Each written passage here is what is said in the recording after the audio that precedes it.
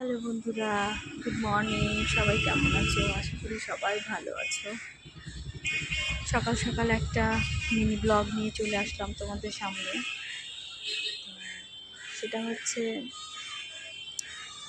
আজকে সকাল 9টা, সাড়ে 9টা থেকে ছেলের স্কুল।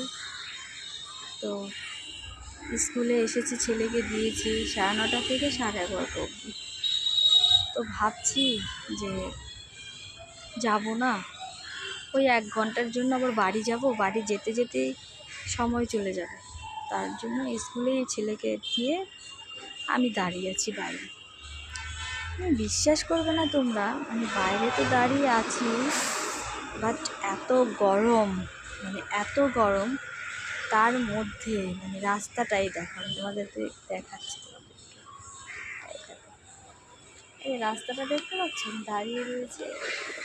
আর স্কুলটা হচ্ছে ভিতরে স্কুল, এর ভিতরে হচ্ছে ওই যে স্কুলটা দেখা যাচ্ছে এদিকে, ঠিক আছে। দেখো একটা মানুষ নেই রাস্তায়, এটা মেন রাস্তা, একটা মানুষ নেই।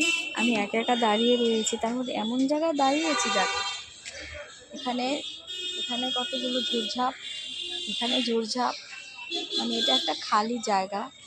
ওই দিক ভিতর দিকে বাড়ি আছে, ভিতর দিকে আছে। বাট আমার এত ভয় লাগছে, গাছটার অবস্থা দেখো আর নিচের অবস্থা দেখো। আমার ভয়টা কোথায় বলো তো? ভয়টা হচ্ছে যে আবার কোনো কিছুতে কামড়ে টামড়ে দিবে না তো, আমি আবার এইসব জিনিসগুলোকে না খুব ভয় পাই, বুঝেছো? কী অবস্থা দেখো, কোথায় দাঁড়াবো, দাঁড়ানোর জায়গাটুকু পাচ্ছি না, এমন একটা পরিস্থিতিতে আমি আছি। চলে যেতেই পারতাম, বাট মনে হলো যে চলে যাব, আবার রিক্সাকে ফোন করো, আবার রিক্সা আসবে, একটা বাড়তি হ্যাপা যেটাকে বলে না, সেটাই। তার জন্য ভাবলাম কি ঠিক আছে, কষ্ট হলেও আমি থেকে যাই। তা আমার এত জল পিপাসা পেয়েছে, সামনে কোনো নাই দোকান, সে যেতে হবে মেন রাস্তার ওপারে যেতে হবে। আমি একটু ব্যাগে করে জলের বোতলও ক্যারি করিনি। তোমার মনে হয় একটা জলের বোতল আনাটা খুব দরকার ছিল। যাই হোক, ভালো লাগছে না, আমার একদম ভালো লাগছে না। তাই ভাবছি এই বাচ্চার জন্য এত কষ্ট করি, এখনও কষ্টের কিছুই না, মাত্র শুরু।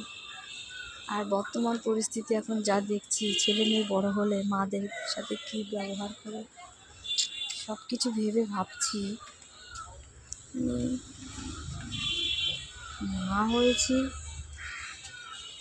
মায়ের যে দায়িত্ব কর্তব্য সেগুলো তো করতে হয়, কিছু করার নেই। যে সন্তানকে তো ভালো করে মানুষ করতে হবে, বড় করে তুলতে হবে, ওটাই। তো বন্ধুরা সবাই ভালো থেকো, আর আমার ভিডিওটি প্রথম থেকে শেষ অবধি দেখো। সবাইকে অনেক অনেক ভালোবাসা, টাটা।